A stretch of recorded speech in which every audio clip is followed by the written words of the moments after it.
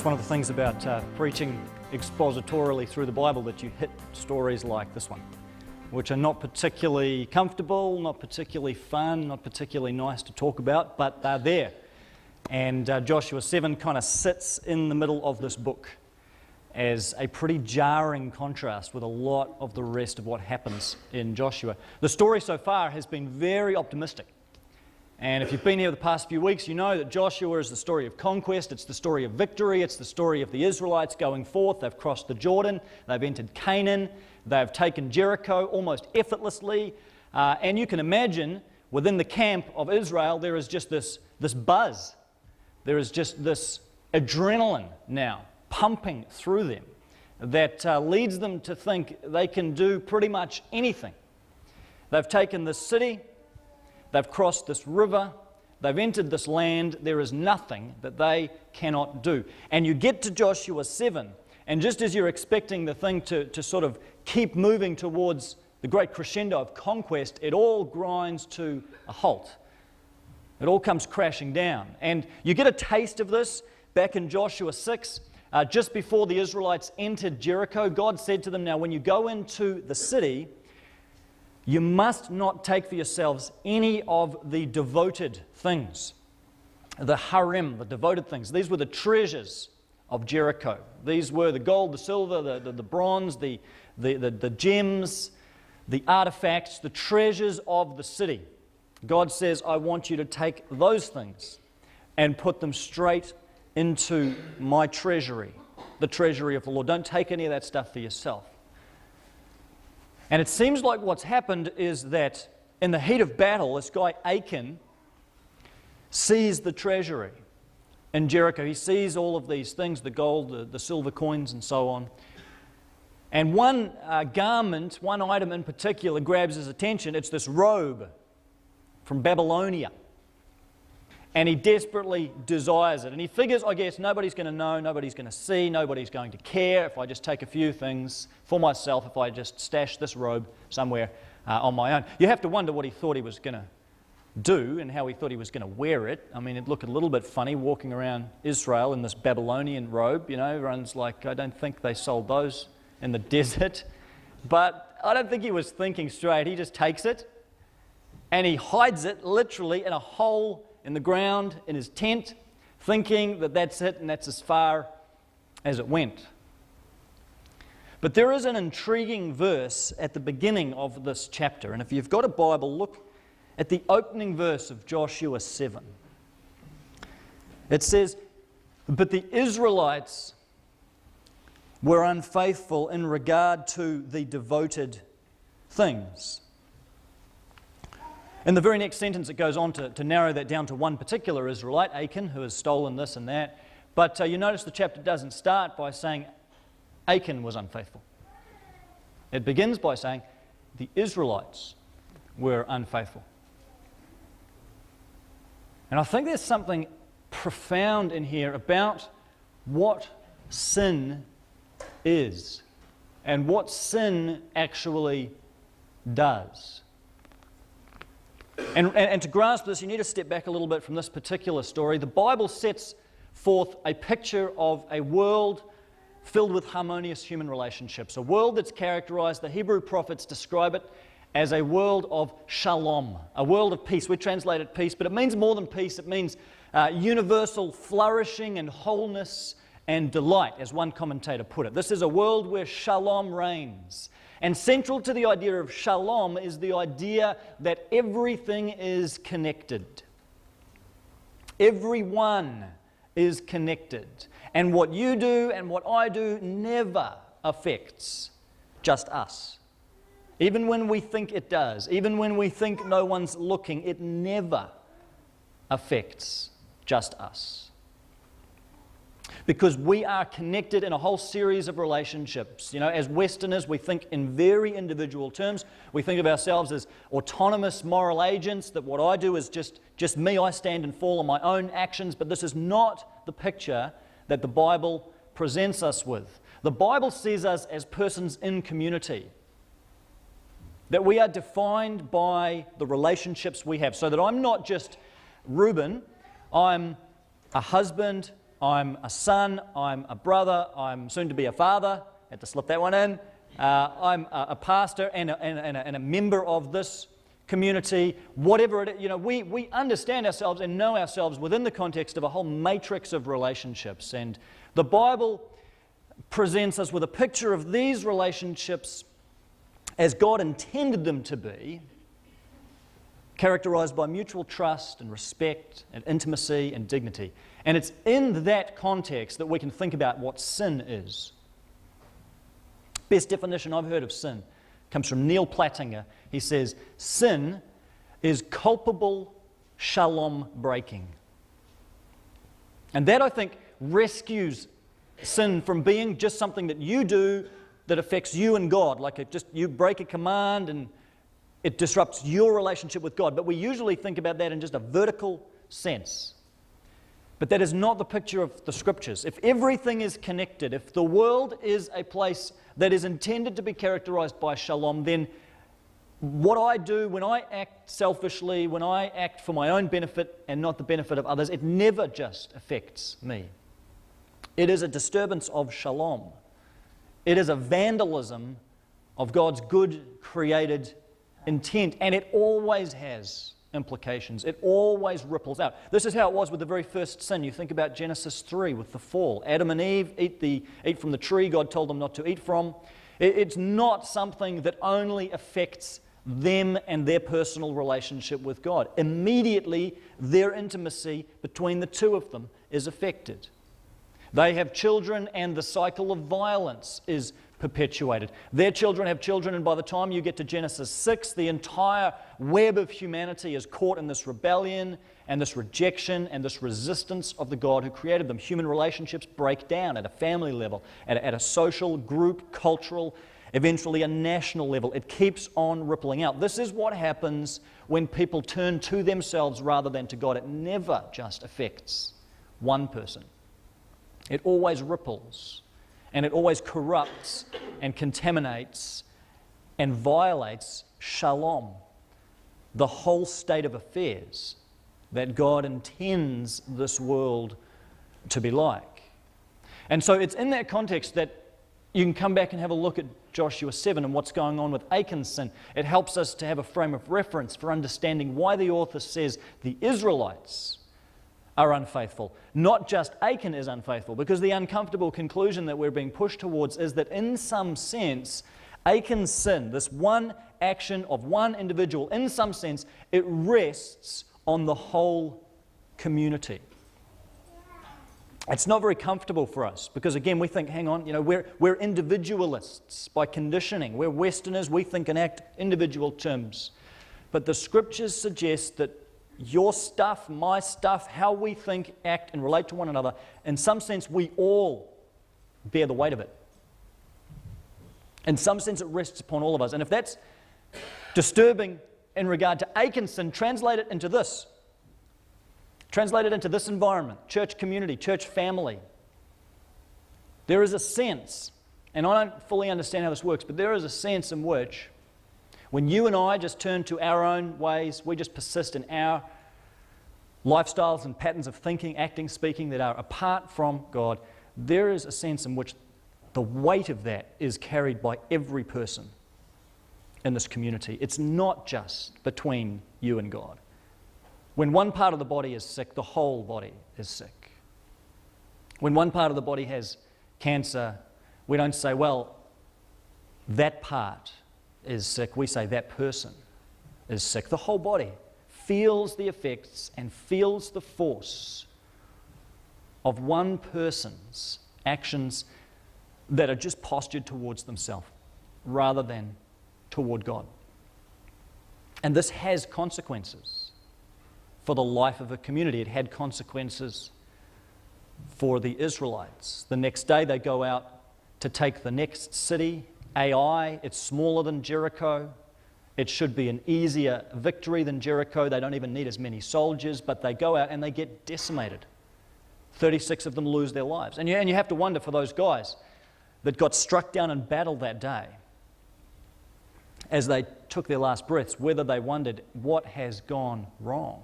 After Jericho was such a success, what has happened? None of those guys that got killed at Ai had done anything wrong. None of those guys took the artifacts. None of those guys took the Babylonian robe, and yet they died because of what Achan had done. The whole community is feeling the consequences of Achan's sin. You can think about ways in which this practically happens. You think about contexts where you have a person who is just a natural pessimist, always the glass half empty kind of person. And maybe you've had this in a work situation or in some kind of context where you're trying to get ideas going, you're trying to get creative energy going, and you can have one person who is negative, one person who is just slamming every idea, one person who's telling the rest of the group why it can't possibly happen. And that stuff is infectious, right? You have a negative, it can just kill the energy in the room when everyone's trying to just move forward and figure out how can we, and you have one person saying there's no way we can. That stuff can be contagious. It rubs off on others. Same thing if you have, in a church context, you have a negative person. You have someone that is just bitter and critical and everything's wrong. I don't like this, I don't like the music, I don't like the preaching, I like the way they do life groups, I don't like this person, that person annoys me. You know, maybe you are this person, maybe you know this person, I don't know, but you know, they're there, right? There are these people. And what happens is, it starts with one, but then they talk to someone. And over a casual coffee, they spew it all out, and then now you've got two negative people. And then they feed on each other. And soon you've got a whole life group, or you've got a whole family, or you've got a whole little social network that is just nothing is good about this church, everything's bad. And this is not just a church thing. Any community group, any group of people, corporate group, whatever, can experience this. It is just toxic. And then it becomes divisive. You've got a whole faction of people over here that are unhappy, where it starts with just one person choosing to be negative, choosing to be bitter, choosing to be, frustrated, and rather than working through the channels and trying to be constructive, they just talk, and soon you've got a whole church that's just out of sync with each other and negative. This is how it can be. This is part of how the actions, the thinking, the behavior of a member of the community can start to spill over to the whole group. And there's an even deeper level to this that I don't fully understand, but I think it's there in the text.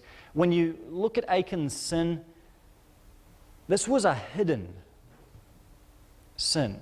This was something, maybe his family knew about it, but not many other people did, if anybody. And yet, the entire community suffers. The entire community, it's like God's blessing just stops.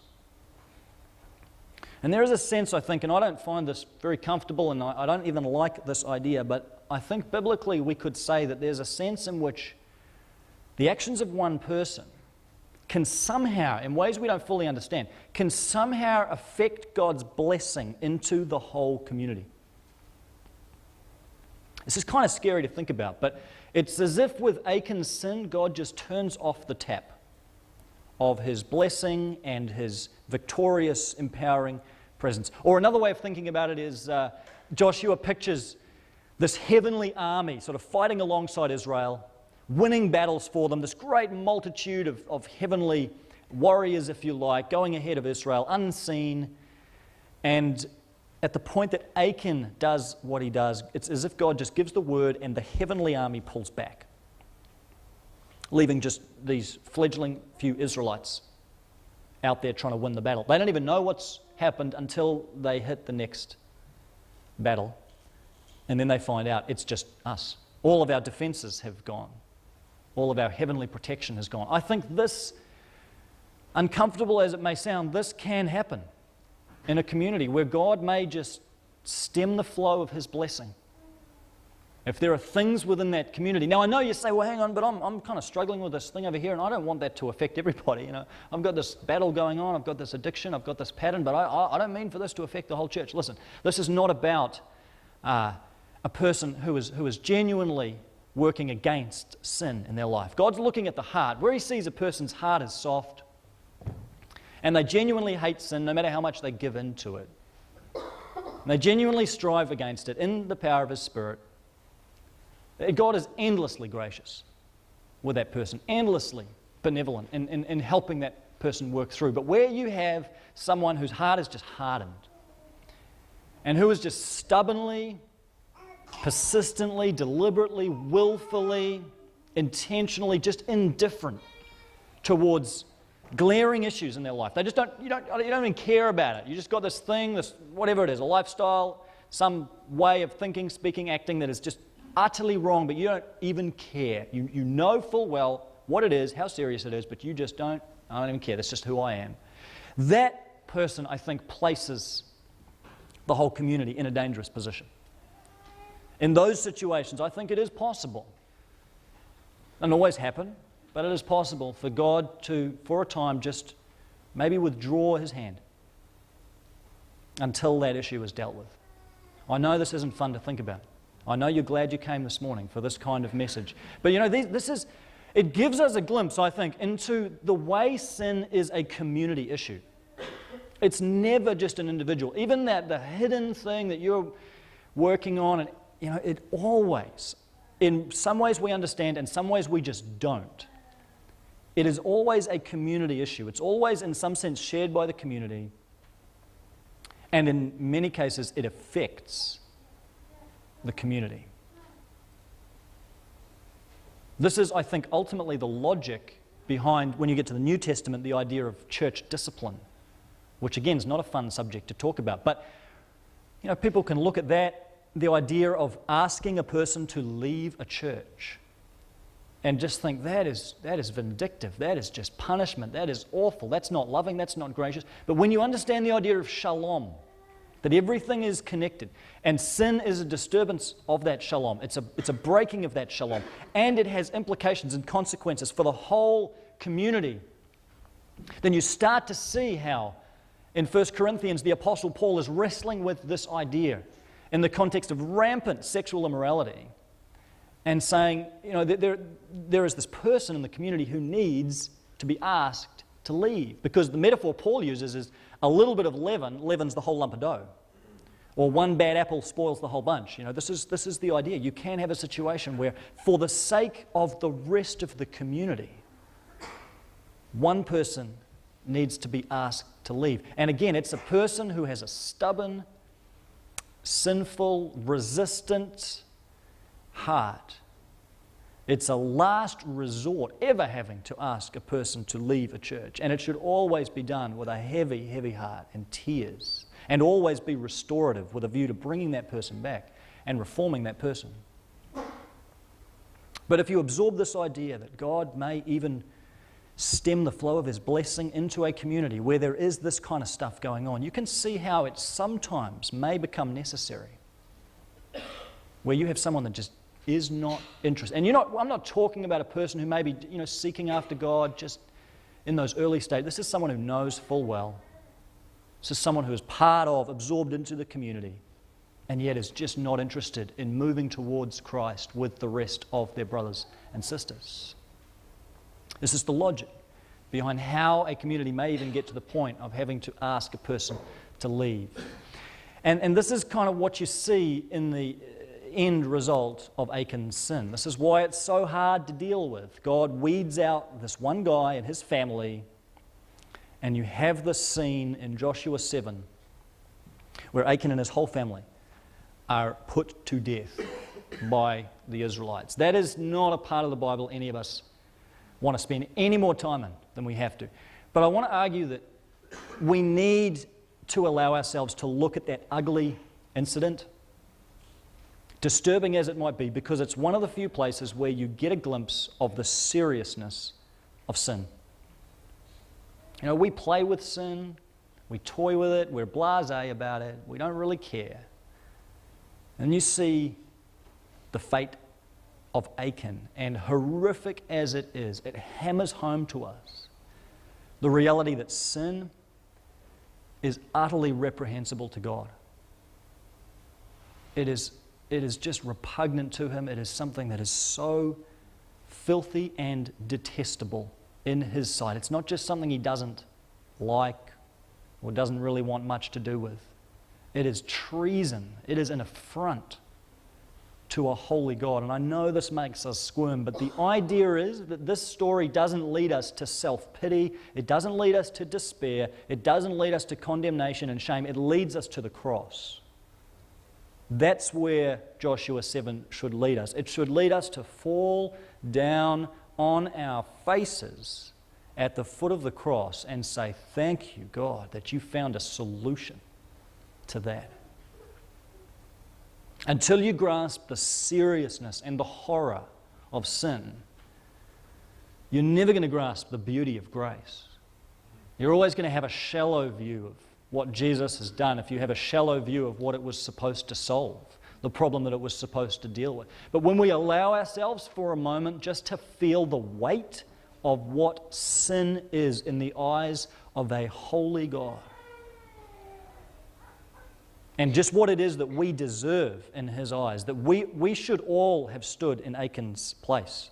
We all deserve to be taken to that valley and suffer the same death that he suffered. Our sin, the stuff in my life, my junk, your junk, it is no better than what Achan did. It might not be stealing a Babylonian robe, but we're all here and we all got stuff, right? You brought stuff through the doors this morning. I brought stuff. We're fighting against things. We got that stubborn streak, that lazy streak, that critical streak, that judgmental streak. You know, we're battling against all of that stuff.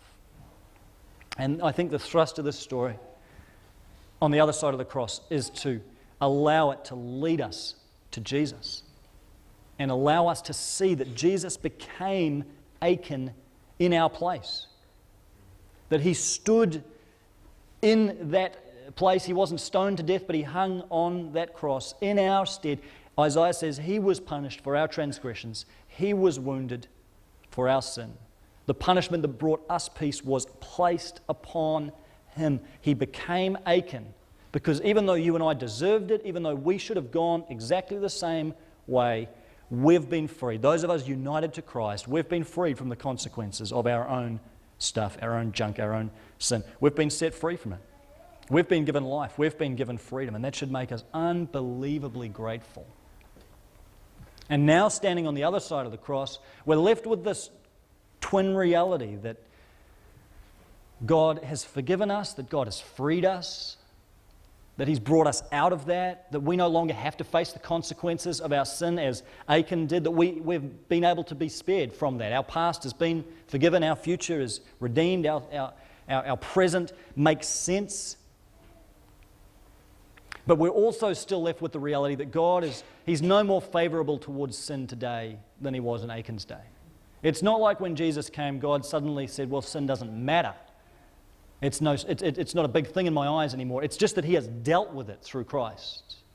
But sin is still just as much of an absolute affront to God as it ever was. And God still desires that as forgiven people who have received the grace of God, we still live with a consciousness of how serious sin is and a genuine desire out of the grace of God to put to death sin in our lives. To take hold of the things that are not as they should be in our lives and work in the power of God's Spirit to put an end to those things. Because most of us, having absorbed God's grace, having been forgiven and free, we just kind of drift and maybe we try and improve this or we try and improve that. For the most part, though, we just, well, this is just who I am, and yeah, I get this issue over here, but we don't deal decisively with sin. And Scripture commands us, as grace-filled Christians, it said God's grace compels us towards holiness. It compels us to crucify the flesh with its sinful desires, to put to death anything that's contaminating body, spirit, mind, the things that other people see and the things that other people don't see. Let me finish this morning with a description of what that world might look like. I think this is part of having our imaginations captured by where history is heading, so that we work towards that in the present by dealing with this stuff in our lives. Here is a description of a world filled with God's shalom. It's by John Ortberg. He says, in a world where shalom prevailed, all marriages would be healthy and all children would be safe. Those who have too much would give to those who have too little. Israeli and Palestinian children would play together on the West Bank. Their parents would build homes for one another. In offices and corporate boardrooms, executives would secretly scheme to help their colleagues succeed. They would compliment them behind their backs. Tabloids would be filled with accounts of courage and moral beauty. Talk shows would feature mothers and daughters who love each other deeply, wives who give birth to their husbands' children, and men who secretly enjoy dressing as men. Disagreements would be settled with grace and civility. There would still be lawyers perhaps, but they would have really useful jobs like delivering pizza, which would be low-fat and non-fat and low in cholesterol. Doors would have no locks, cars would have no alarms. Schools would no longer need police presence or even hall monitors. Students and teachers and janitors would honour and value one another's work. At recess, every kid would get picked for a team. Churches would never split. People would neither be bored nor hurried. No father would ever again say, "I'm too busy," to a disappointed child. Our national sleep deficit would be paid off. Starbucks would still exist, but would only sell decaf.